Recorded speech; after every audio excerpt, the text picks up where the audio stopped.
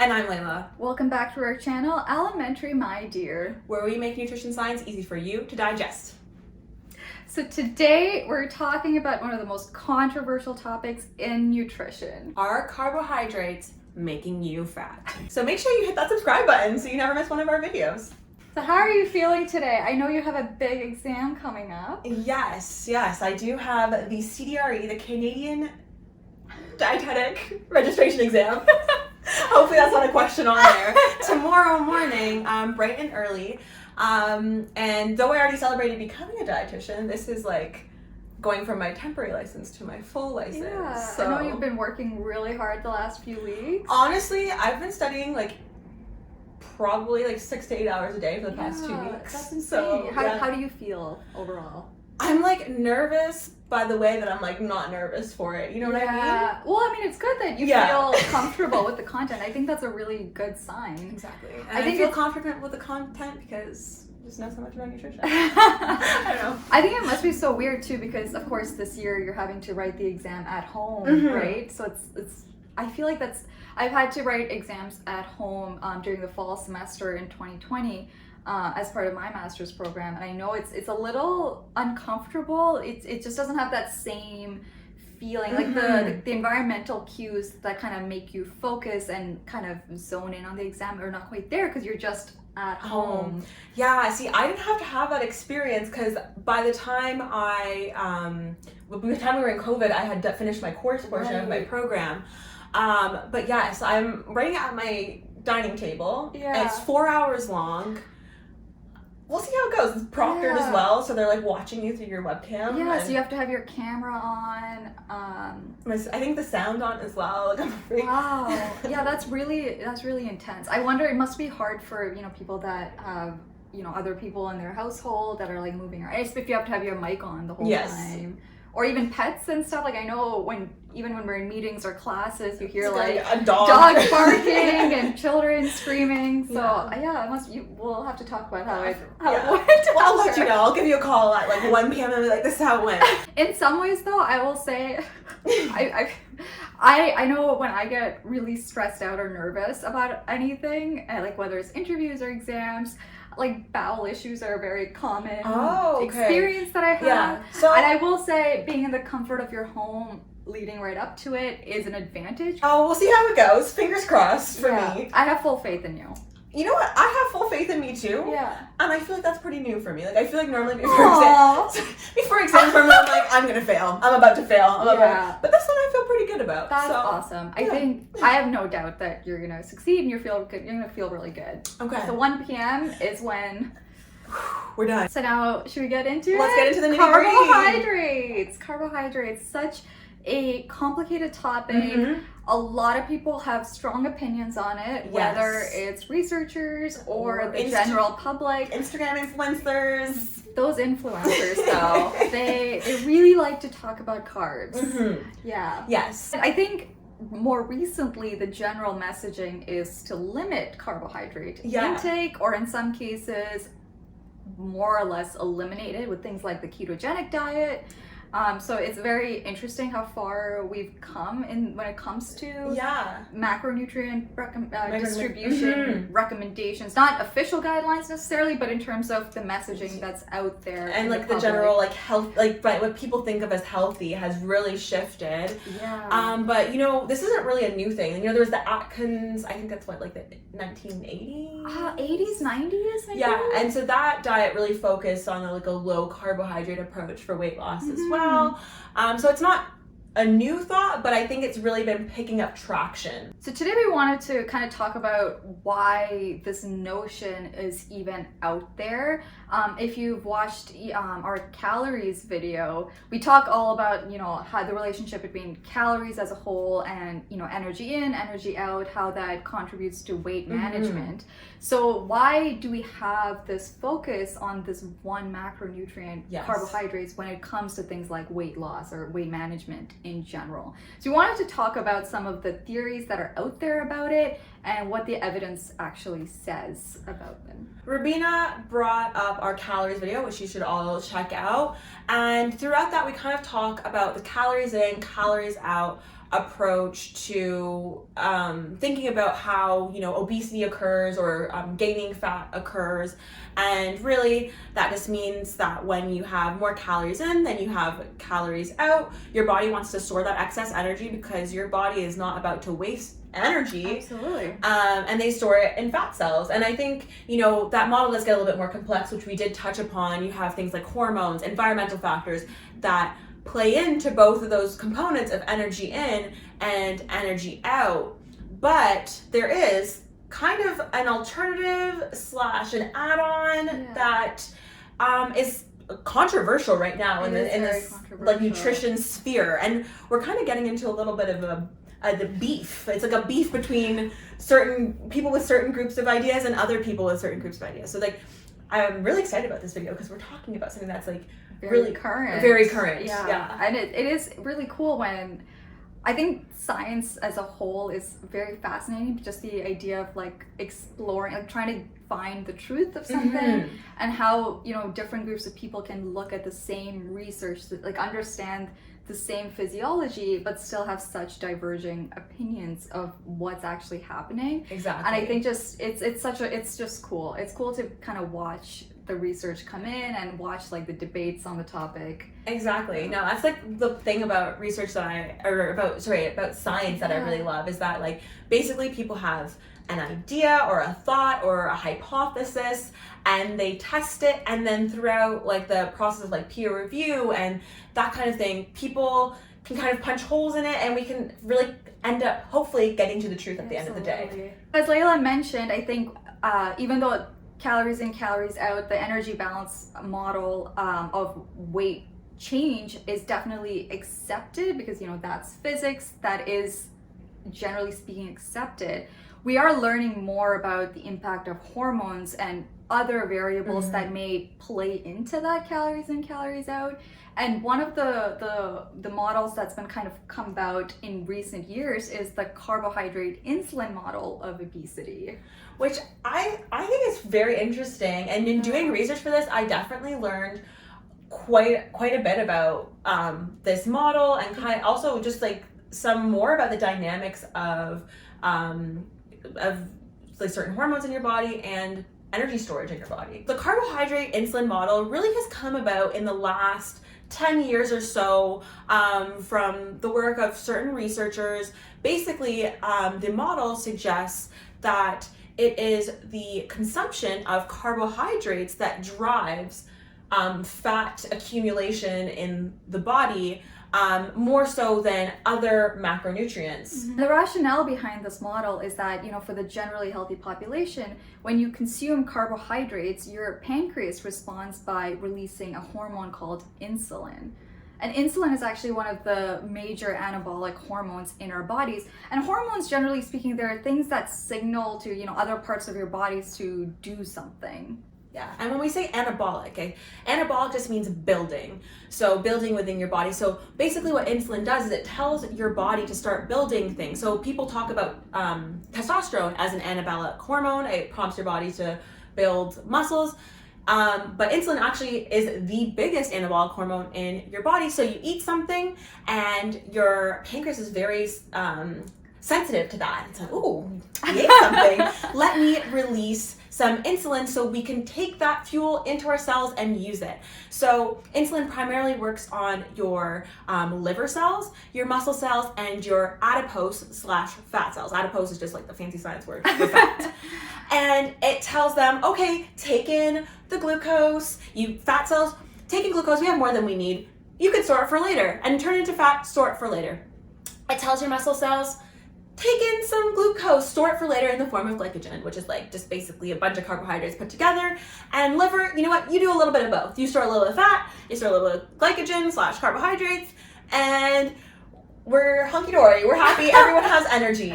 When you eat carbohydrates, your body produces a lot more insulin than you would produce if you ate protein, and especially if you ate fat as well, because insulin, a lot of its function is to bring glucose into the cell. So carbohydrates turns into glucose and goes into your cell. So since insulin is driving this energy intake into the cells and into the fat cells and causing those fat cells to grow, according to the model, that growth in fat cells is ultimately promoting appetite in people, which ultimately leads to increased food intake. And the thought is that that increased food intake is what's then leading to weight gain. And that seems a little weird or kind of hard to wrap your head around.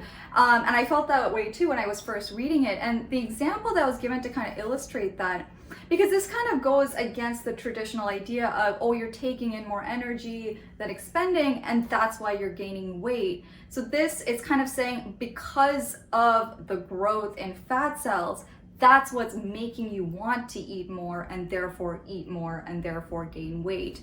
And kind of the examples that were given to illustrate this was, for example, in adolescence, when you're going through a growth spurt, it's very common for kids to kind of eat a lot more. Like your appetite, I mean, you might remember from your own childhood. I definitely. Yeah. My mom remembers. The Absolutely. grocery store bills, she'd probably haunt her at night. Yeah, I remember, like, your appetite definitely is a lot higher during that period. But it's not that your appetite, you're eating a lot more and therefore you're growing in height rapidly. It's that the rapid growth in height is what's stimulating that appetite and subsequent food intake. So that's kind of one of the examples that's used to illustrate that. And similarly with, during pregnancy with the growth of a fetus, that because that growth is happening, it's very normal for, women to experience an increase in appetite and therefore eat more than they maybe did before. So yeah, it's kind of like flipping the traditional model on its head a little bit, which is, it's interesting. And you know what?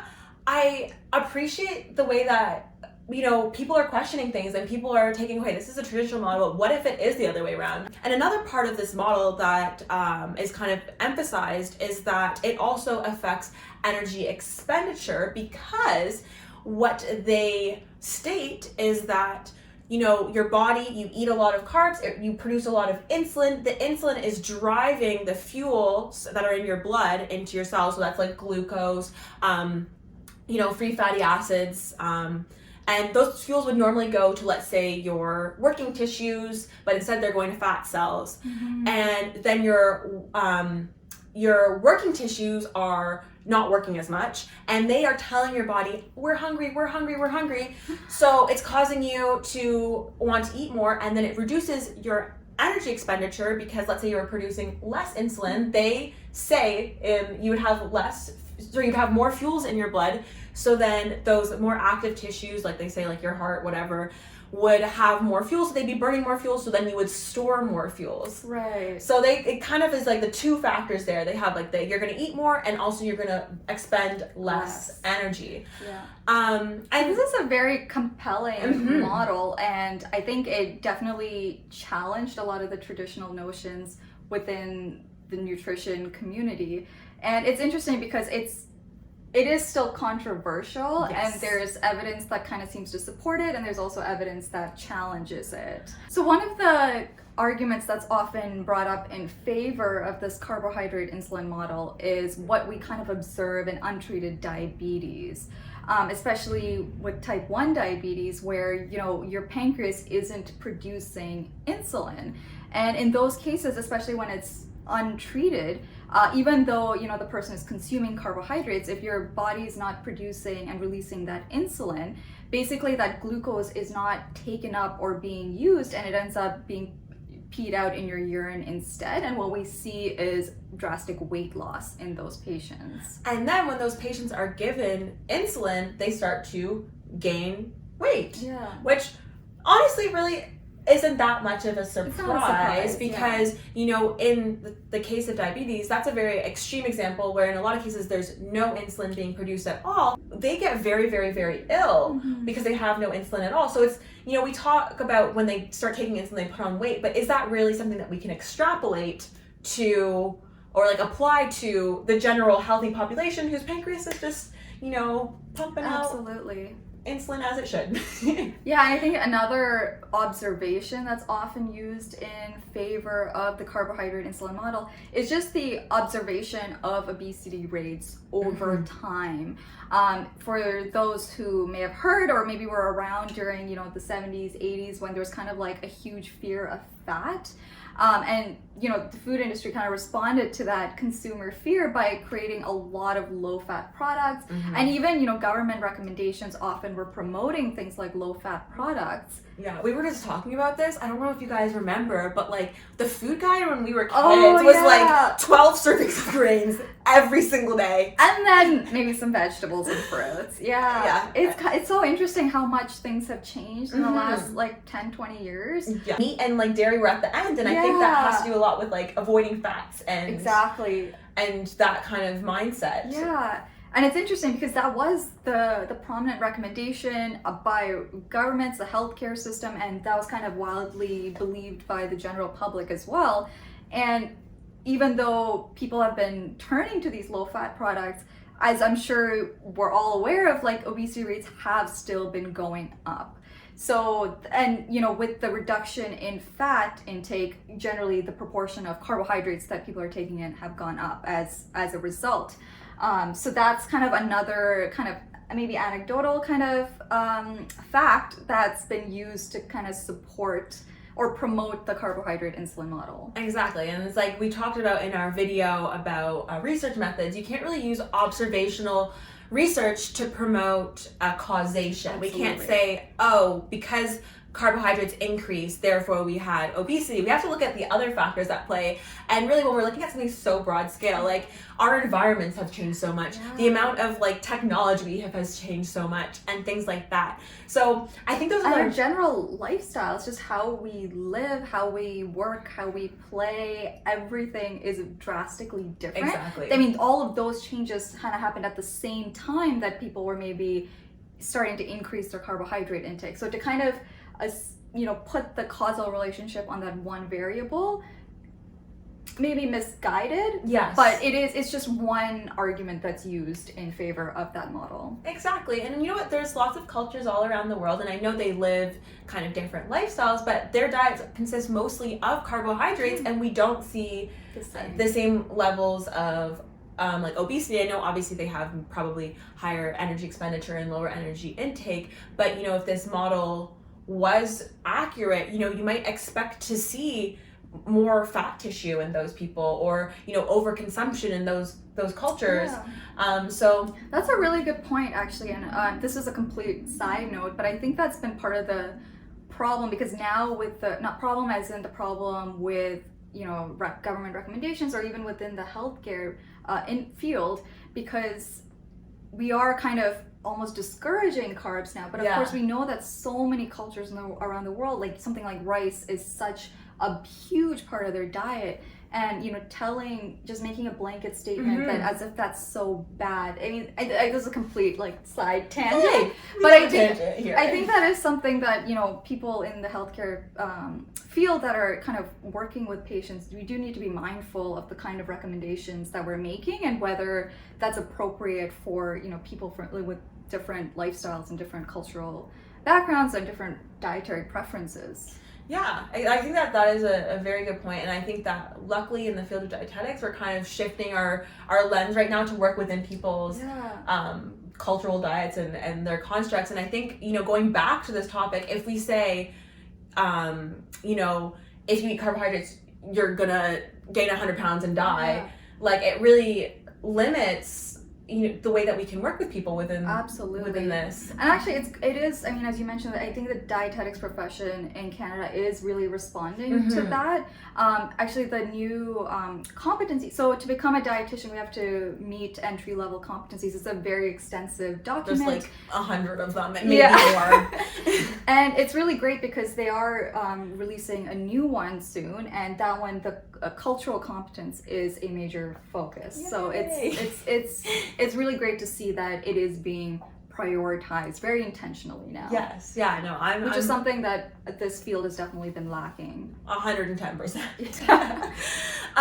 But you know, we were just talking about the research and the evidence that people use to support the carbohydrate insulin model, but maybe we should move on to the evidence that's out there that maybe refutes it a little bit, or yes, yeah. Yeah, and luckily I think this model, this model and the proposed hypothesis, it's something that is fairly easily testable. In all sorts of different ways you can compare, low carbohydrate diets versus high carbohydrate diets. You can look at it in the short term or the long term. Yeah, exactly. And so, in the short term, this has been tested a few times in something called metabolic ward studies, which are very interesting because they're so controlled. They basically take a group of people and they lock them in an inpatient setting, almost like a hospital, but not like a hospital, but they eat. Laboratory. Yeah, laboratory. That's that's the word.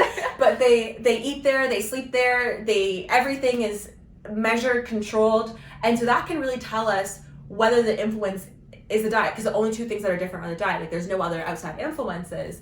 And so these studies typically are quite short, so that's a limitation of them because you can't lock people away for an extended period of time. But there's been a couple done.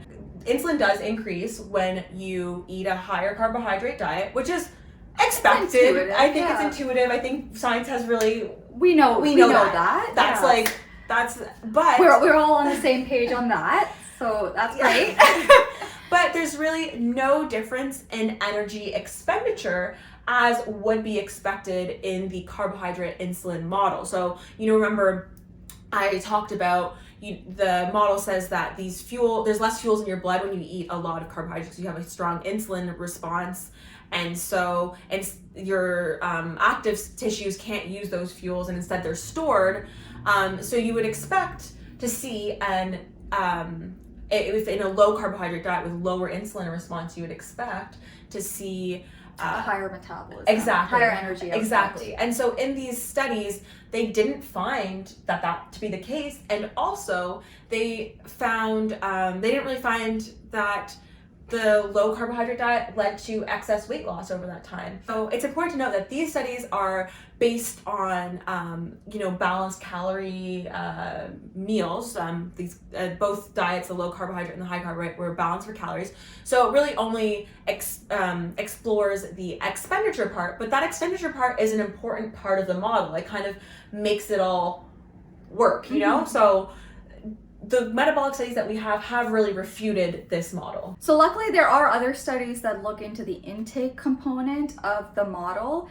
So there are studies that look at, free living people, so not in that really strict laboratory setting, but just in free living people comparing low carbohydrate diets versus high carbohydrate diets. And it's really interesting because in the short term, there seems to be some, significantly difference in weight loss, with the low carbohydrate diet showing more weight loss than the higher carbohydrate diets. But interestingly, that difference kind of gets diluted over time. And, by the 12-month mark, there's really no difference in weight loss. When we're looking at these studies in the short term, we have to ask, well, why is there this difference? And, some people might say it is the carbohydrate insulin model. Some people might say it's compliance. I don't know. But you know what? It actually might come down to satiety. So that's how full you feel. And there's actually a study that was published, I think in March, very recently. And it looked at a high carbohydrate load, lots of carbohydrates, plant-based diet versus a ketogenic low carbohydrate diet, and it compared the intake that people were allowed to eat however much they wanted, and it was in the short term, and it turns out that people on the plant-based diet that was full of fiber and healthy plant-based proteins actually ate 700 calories less per day, which is quite a big difference. And really that kind of shows that it comes down to satiety. Yeah. And that seems like an important factor. And it's actually because you kind of see that in observational studies too. I think generally speaking, plant-based people, vegetarians and vegans do tend, on an observational level, they do tend to have lower body weights than those that consume animal products. Yeah, and we know based on science that per calorie, plant foods are typically a lot more satiating they're a lot more. They make you feel a lot more full. Yeah, So it's I think that's like a common strategy with volume eating, with dieting and stuff as well, because you can eat a lot more volume of food for lower calorie density. Exactly. The third piece of evidence that I wanted to bring up that kind of refutes this model is the idea that when you eat a lot more carbohydrates, you have higher insulin, and therefore you have less fuel in your blood. But the thing is that that's straight up just not true. That's not true. People who are obese or people who are gaining weight actually have more fuel in their blood than people who are not. Yeah. And so, which we see in blood glucose levels, blood triglyceride levels, free fatty acids. Yeah. So those are like the major fuels for your body, and people who are gaining weight always have more. Yeah, do have elevated levels of those things, which we see consistently with blood tests. Exactly. Yeah. So, that's another key part of the model, and it kind of doesn't really add up to what we see in the literature and just in practice as well. So you can probably guess where we stand on this model. It's very interesting that people are exploring new ways of thinking, and I think, obesity and gaining weight is such a complex thing, and we need people to be thinking about it from different lenses. And there may be some kinds of influence of eating certain carbohydrates on weight gain, which we're going to touch on in a moment, but based on what the evidence we have right now, it's just not stacking up. Yeah.